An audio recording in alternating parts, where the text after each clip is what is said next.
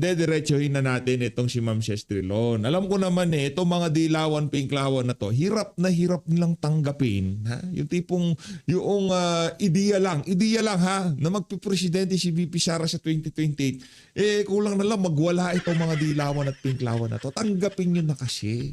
Sa ayaw sa gusto nyo, magpipresidente si VP Sara sa 2028. Ang problema ko kasi dito mga kababayan, kinukumpara nila ito si Leni Robredo, dito kay VP Sara, tumataas daw siya sa service. Sa loob ng 4 na taon, 4 na taon, 3 taon mahigit, mag-4 na taon, o 4 na taon. Itong si Leni Robredo, nag-hibernate siya, nanahimik siya.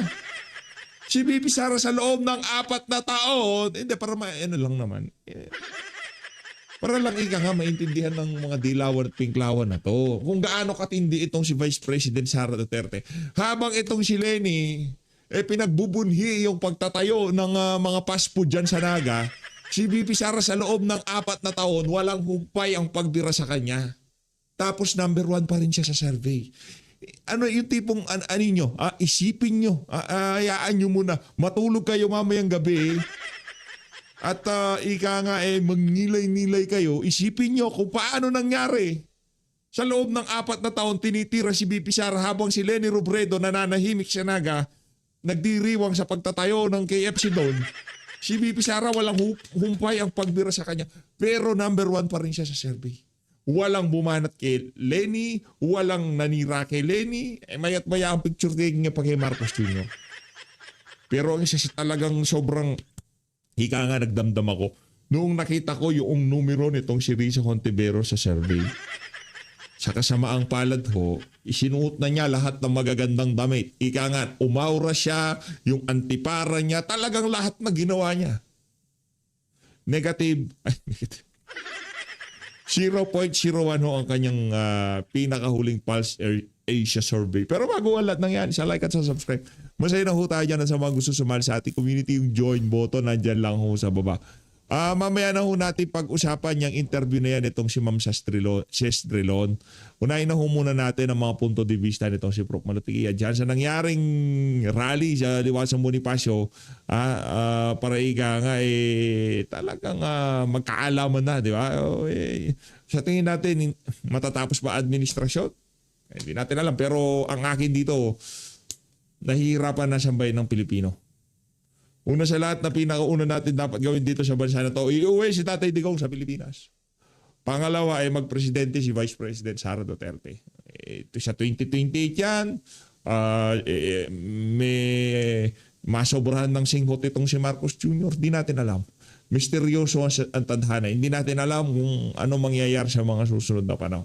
Malay nyo ngayon, nagbablog tayo, bukas hindi na tayo nagbablog, di ba? Umagawa tayo ng reaction video ngayon, bukas hindi na. Walang kasiguraduhan lahat ng bagay. Hindi lang naman applicable yan sa mga politiko, maging sa ating mga ordinaryong Pilipino. Applicable yan. Huwag nyo masamayin, baka akala nila. Pinagdadasal natin na kung ano pa mga ika nga, hindi maganda dito kay Marcos. Hindi yun natin gagawin yan. Ito na ho si Prof. Malutikia. Okay lang. Maraming salamat sa pagpunta ngayon. Itong gabing ito sa pagtindig at sa pakikisama sa nangyayari sa ating bansa. Mahalaga ho na bawat Pilipino ay tumatayo, nagsasalita dahil ang kinabukasan ho natin, hindi na ho siguro ang henerasyon ko, pero yung mga anak at apo ninyo ay napakahalagang paglaban natin ang kanilang kinabukasan. Wala ho ito sa leader. Nasa sa atin ho dahil tayo ang nagbigay ng mandato sa lahat ng nahalal. At yung lahat na nahalal, hindi makapagsalita dahil lahat sa kanila nagbenepisyo. Ang hindi lamang nagbebenepisyo tayong mga Pilipino. Kaya napakalaki ho ng pasasalamat namin, lalo na ng mga organizers, na kayo ay pumunta dito, na tayo'y nagkita-kita, at tayo ay naihaing natin ang ating kalooban. Alam ba ho nyo na ang utang ng Pilipinas ay 18.5 trillion na? ang bawat Pilipino ay may utang na 164,000. Yan ang mga buntis na hindi pa nanganganak. May utang na ang inyong anak. Aray ko. Pambihirang yan. Naisip mo palang gumawa ng bata, may utang na kagad. Ganon. Wag na lang. Ang bihira. At Ang ang hirap ng bawat buhay sa pamilyang Pilipinas. Pilipino ay may utang na 674,750. Ang laki ho, no? Laki. Pero ang pagbabayad ng VAT, tayo rin ho yun. Tama ho? Pag tayo ay bumili, may VAT. Pag tayo ay nagbayad ng elektrisidad, may VAT. Pag tayo ay online, gusto na rin nilang ilagyan ng VAT. Okay? Pag ganon, sabi ni Sir, tama ho yun. Kaya kailangan ang gobyerno ay maging responsable at accountable sa taong bayan.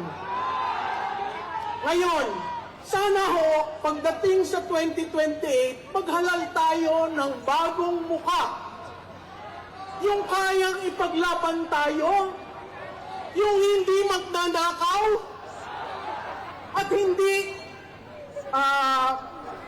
magkukubli sa responsibilidad nila na magkaroon ng maayos na flood control dito sa ating bayan. So, hindi na ho ako magpapakahaba. Labanan po natin ang korupsyon. Wag naman yan, sir. Baka lahat tayo mahuli, no? Sa bagay, hindi nila kaya ilagay lahat ng taong ito sa kulungan, no? Oo, no? So, patuloy po natin paglaban. Alam ko po na napakahirap. Alam ko po na marami na sa kasamahan namin ang nakulong. Pero ngayong gabi, sabi ko kay Cathy, sige na nga, magsasalita ako.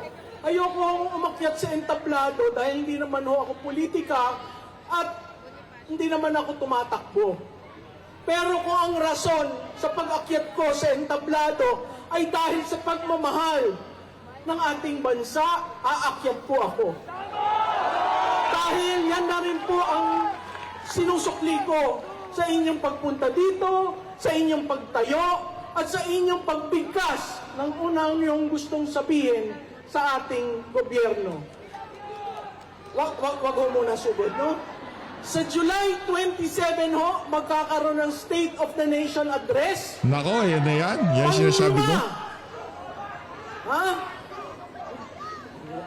Naalala nyo ang sinabi niya, mahiya naman kayo. Isang taon na ho, hindi ho nahihiya ang ating nahalal. So, ano ang ating mensahe? Mahiya kayo. Mahiya kayo. Mahiya kayo. Mahiya kayo. Marami pong salamat sa inyong lahat at Salamat, Prof. Malu, ha. Ano ako dito sa kapanalig natin na to. Sakaling tumakbo to, talagang, alam ko wala nang balak tumakbo itong si Prof. Malu. Kung sakali lang, isa yan talaga sa mga ikakampanya natin dito sa PH Update niya, si Prof. Malu Tigea. Maraming salamat para sa pagtindig sa mga Pilipino. Hindi lang kung siya yung mahilig sa numero, kagaya ng ibang mahilig sa numero, wala yung mga yan. Pero itong si Prof. Malu Tigea, mahilig na sa numero at tumitindig pa kung ano yung sinisigaw ng mga numero. Yan si Prof. Malu Tigea. Palakpakan natin. Yan, importante yan eh. Hindi lang tayo puro numero. Dapat kung ano yung sinisigaw ng numero, sigaw din natin. Di ba? Ito, dito tayo kay Ma'am Sestrilon. Isa sa mga bigo ngayon. Vice President Sara Duterte once again topped Pulse Asia's presidential Nako. preferences for the 2028 elections. Nako. Duterte got 49% support while former Vice President, now Naga City Mayor, Ito. Para lang, ikaw naman Risa, syempre si Risa kahit ganyan hindi ayaw ko napapahiya siya dito sa PH Update kaya ilalagay ko dyan yan. Ito ito yung pinaka-late na sa survey. Yung tatlong pinaka-uli, walang kwenta yan. Yung lang sa election, sa presidential, dalawa lang yan. Dalawa lang yung maglalaban dyan. Dito sa panahon na to, walang dark horse dito, walang Rodrigo Duterte dito. Ito ano lang to, dark lang talaga si Torre pero hindi yan maging presidente. Pinag-uusapan dark horse, hindi kulay atay yung balat, hindi yun, iba yun, di ba? Sa pagdating sa pagiging presidente, dalawa lang nilalaban diyan. Kunyari, Lenny, Marcos, walang isko, hindi kasama sa usapan yan. Automatic, ang mga Pilipino, gusto lang nila sumusugal sila doon sa talagang sino mananalo, diyan ako sa mananalo. Ganyan lang naman eh. Di ba? Tanggapin na natin yan ang katotohanan. Tapos yung mga kontropelo, ayaw ko yan, talagang solid ako. Pero karamihan ng ating mga kababayan, aminin na natin, meron talagang bandwagon mentality. Diba? Nung kay Marcos Jr., panalo na yan, ayaw matalo. Diba? At yan ang mangyayari kay BP Sara. Meron talagang bandwagon mentality. Aminin natin yan. Pero karamihan ng mga boboto kay Sara Duterte, alam nila, naiintindihan kung ano ang pinaglalaban ni BP Sara. Bakit? Sa loob ng 4 na taon, walang humpay na pagbirang ginawa ng administrasyon na to kay BP Sara. Nakikita yan ng taong bayan. Nakikita yan na ba't bira ng bira itong si Marcos Jr. Wala namang nagagawa. Itong si Sara Duterte, kahit anong bira sa kanya, talagang tuloy-tuloy yung pagtatrabaho. Yan ang resulta. 49%. At nakikita ho nating tataas pa yan habang tumatagal ang impeachment. Siguro bababa bahagya, pero pag mag-uumpisa na ang election dyan, yan na yung nila yan yung last card nila yan, yung impeachment na yan. Pagka hindi pa nila nasira si BP Sara dyan, wala na GG. Good game. Wala na. Sports game na Wag na kayo mag-eleksyon tapos na ibigay nyo na kay BP Sara yung panguluhan. Di ba? Dito tayo. Tuloy natin. Leni Robredo ranked second with 26%. Senator Raffy Tulfo is third with 14%. DPWH Secretary Vince Dizon and Baguio City Mayor Benji Magalong also figured in the list. Other names that emerged, Senator Robin Padilla, President Bongbong Marcos, Davao City Mayor Baste Duterte, Pasig City Mayor Vico Soto, Senators Ping Lacson, Tito Soto, and Risa Ontiveros, and Laguna Governor Sol Aragones. In the vice presidential race, Senator Bongo led the field with 27% support, ahead of Senator Robin Padilla's Bakit? Etong dalawa na to nanguna. Si Senator Robin, Senator Bongo, nagtatrabaho. Si Pamakino, nagbibida-bida. 21%. Padilla, however, topped the survey for the 2028 senatorial race with 48.4% support, followed by Pasig City Mayor Vico Soto at 47.9%. Others in the list were current Senators Alan Peter Cayetano, Loren Legarda, and Mark Villar.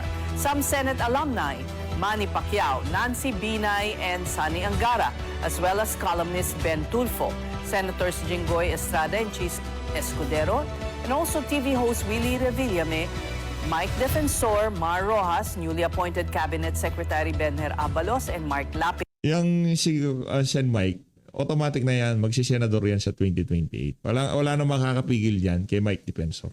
Senador ho yan sa 2028, kahit anong gawin ng mga dilawan at pinklawan, kahit ano pang pagkontra dyan, magsisenador si Mike Defensor. Period. Okay? Huwag na kayong kumontra. Senator Mike, ninostra ko na nga eh. Ba't biglang napunta dyan pangalan niya? Kung hindi matindi yung nakikita nila, nakikipaglaban eh. Hindi Kaya para doon sa mga talagang nagpapakita ng presensya dito sa paglaban natin sa flood control na to. Hindi kayo makakalimutan na sambayan ng Pilipino. Pagdating ng eleksyon, malamang sa malamang, makikita nyo yung suporta ng sambayan na dyan. Survey had 2,400 respondents and it was conducted between June 28 and July 3rd. Now let's analyze this further with Ronald Holmes, President of Pulse Asia Research Incorporated. Good evening. Welcome to The Big Story once again. Good evening, Sis. Now, these names, how are they chosen first of all? Like we had Mayor Benji Magalong, Secretary Vince Dizon. Why? Why? It's within our group, and essentially we're just looking at the reports and possible personalities that might be.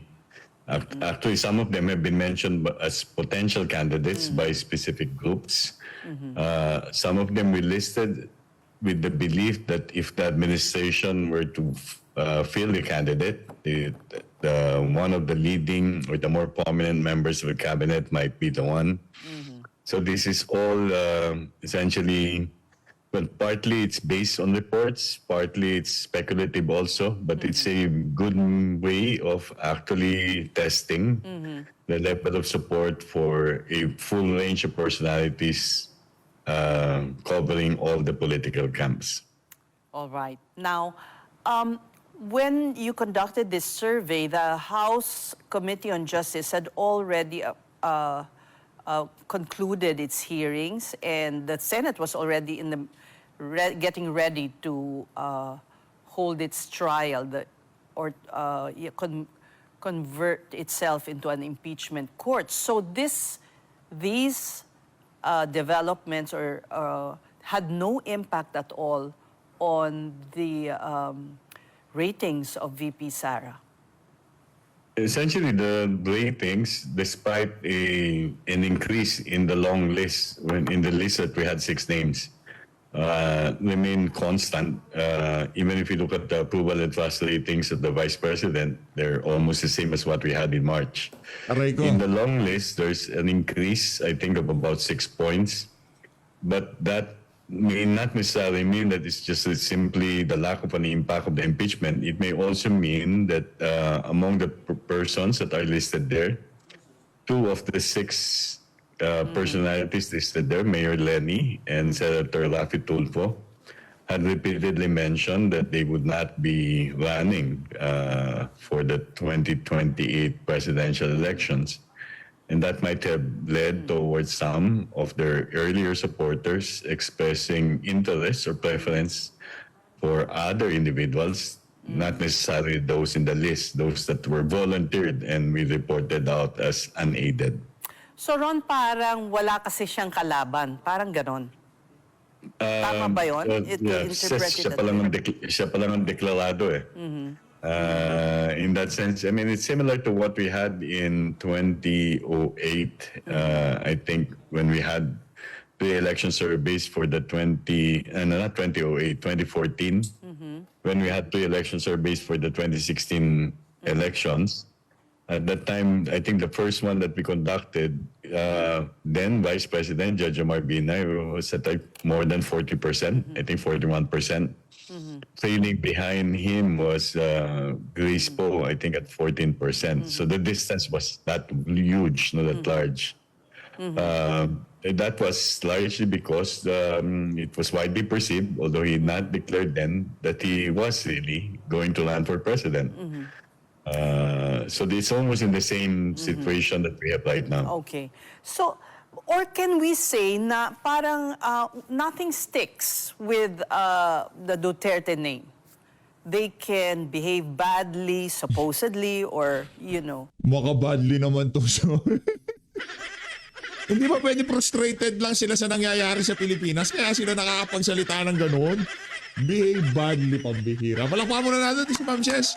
Kaya ako lagi pinapanood to eh. Pambihira naman talaga oh. Issue threats, but... Conditional naman, madam. Kayo naman.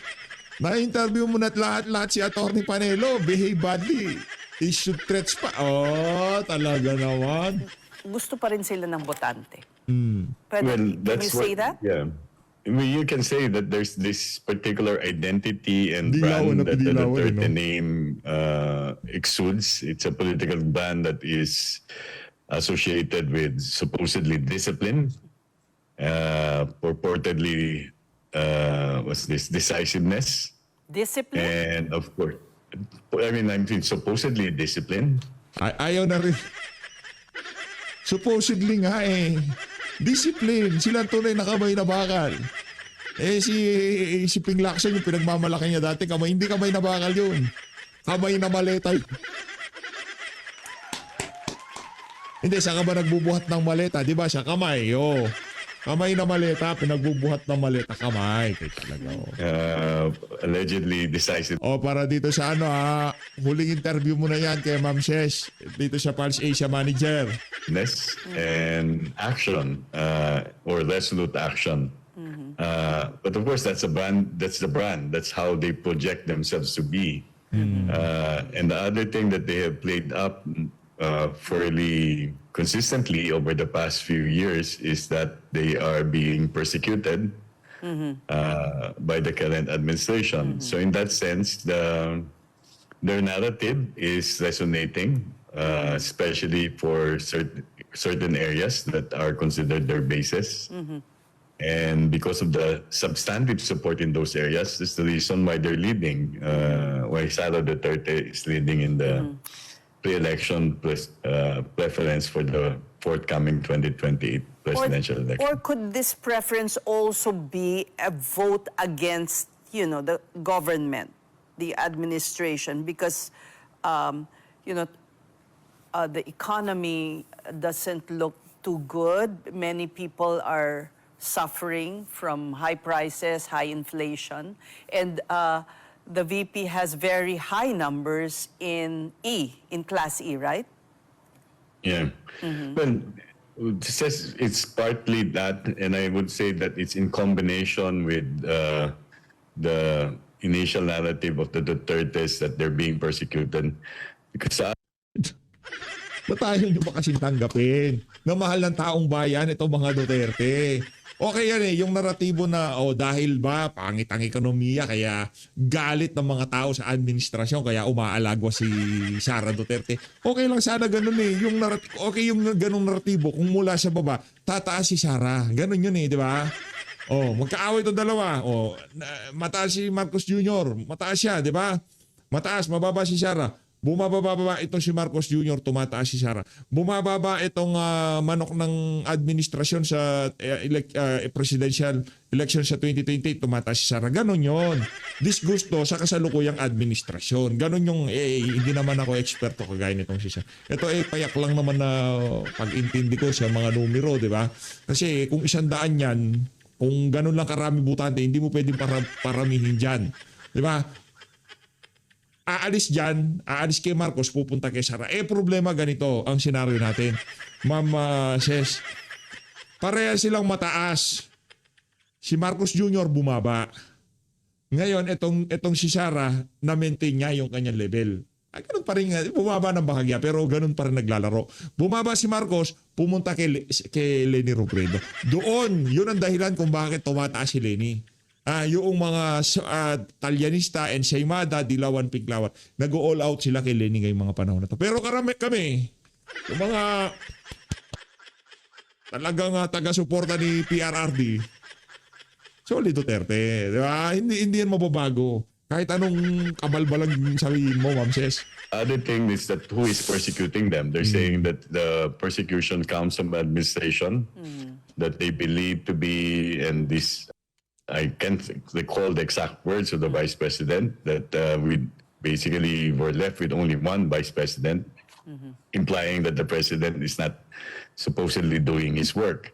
So in that case, the conditions right now where people are faced with material difficulties provide credence to the argument of the Dutertes that the administration is not attentive to the concerns of ordinary Filipinos.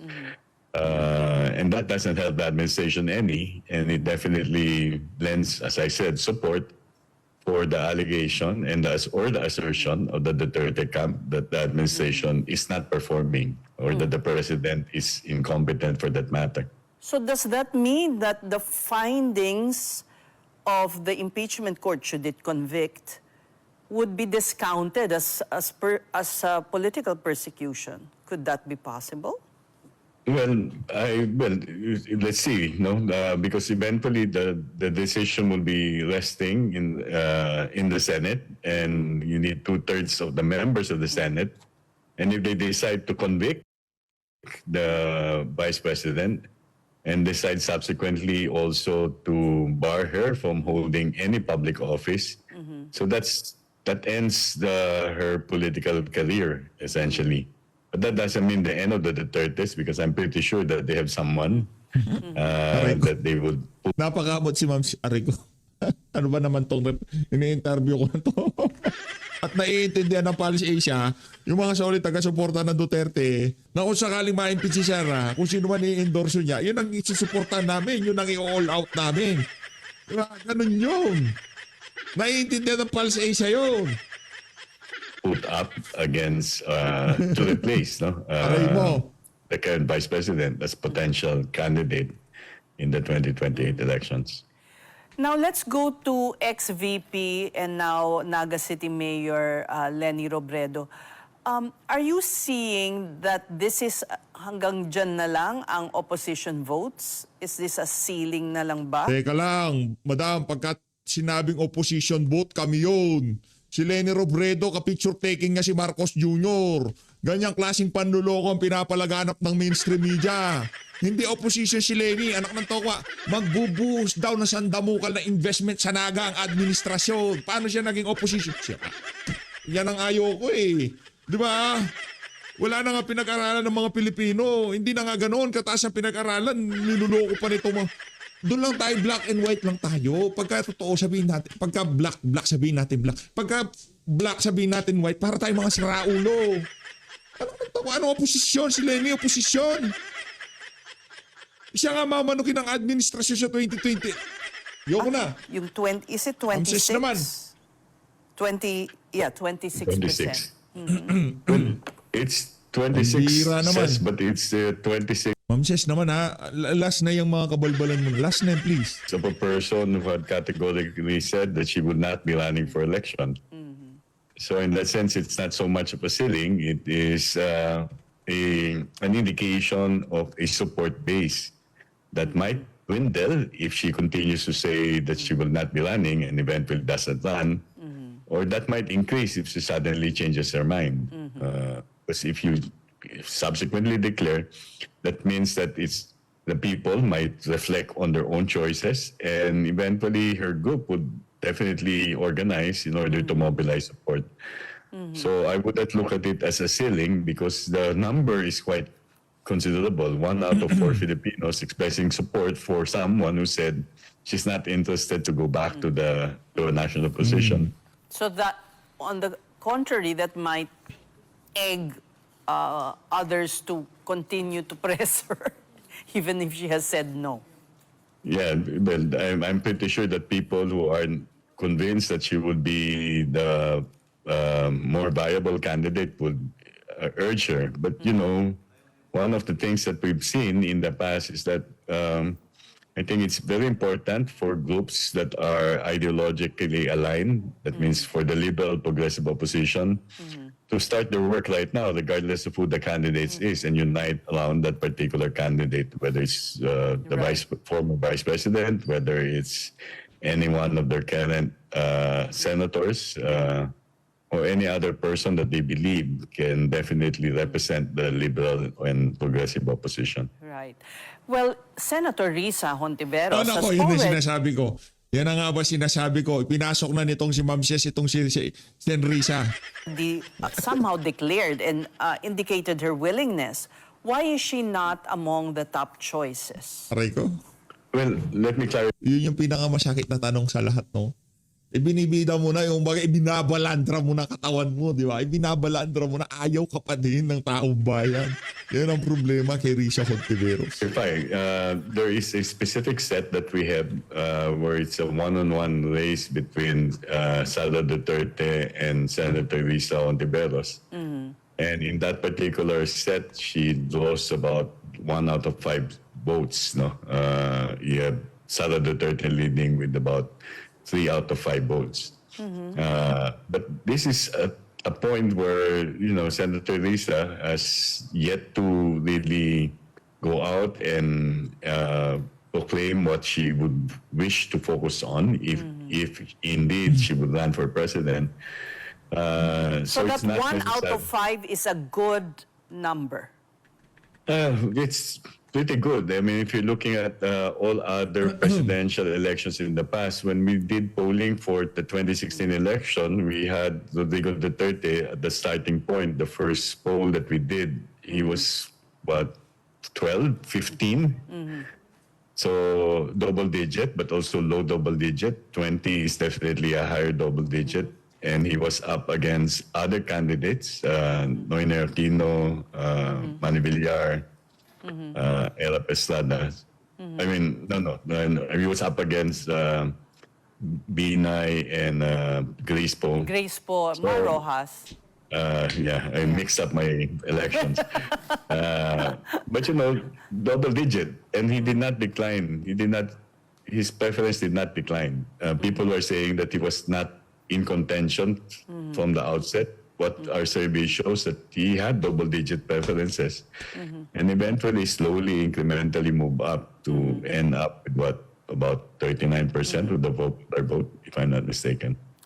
So meaning, this compares to Well, it really compares to the position that other candidates had.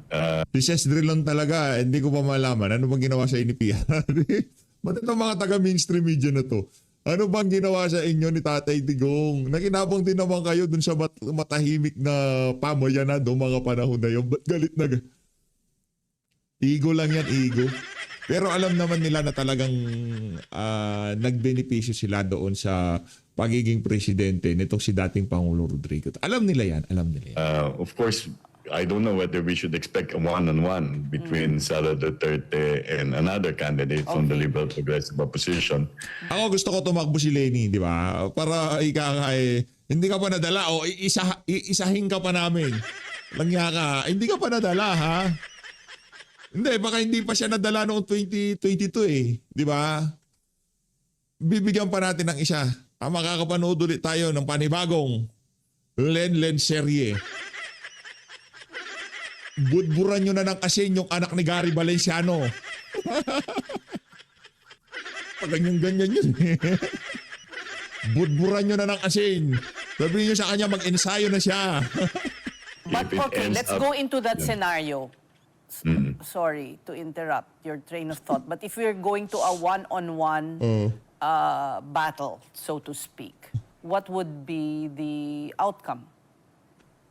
Well, if the elections were held at the time that we conducted the survey, Sara Duterte would win with about 6 out of 10 votes, and Risa would Aray ko. have 2 out of 10. Aray And, ko. the rest would be basically undecided, or they refuse to vote. They will not even turn out. If it's a one-on-one, yeah. Yeah, sorry, one-on-one between Patapusin Sara mo kasi yung punto. Kung magaling ka pala, ba't ka pa nag-imbita ng taga-Pulse Asia dyan, di ba? Mula ngayon, ano na tayo? One News survey. Yan. Okay na mag-survey na kayo sa One News. Len. Then it's 5 against 4. But at this point in time, so that means 52% favor Vice President Sara, 39% favor Mayor Lenny. So that's close. That's close. That's, Yeah, it's that. yung tipo pag-asa ni Sister. Wow, that's close. Close yun. Pwede na yan. Laban natin yan. Parang nato ko. Ilaban nyo. Itulak nyo si Lenny Robredo, Ma'am Ses. But Biglang hindi na viable si Risa Hontiveros, Lenny Robredo na lang. Malayo. Oh, okay. Tapos tinanong niya si Lenny. Oh, that's close. says the real situation is that we're still more than 2 years to go before the 2028 elections. Yeah. Decisions that are made early, either by any group, by any political camp, would eventually have an impact in terms of their chances. So far, the decision made by Sara Duterte to declare early might have already been brought about by an organization that has been created to propel her to the presidency 2028.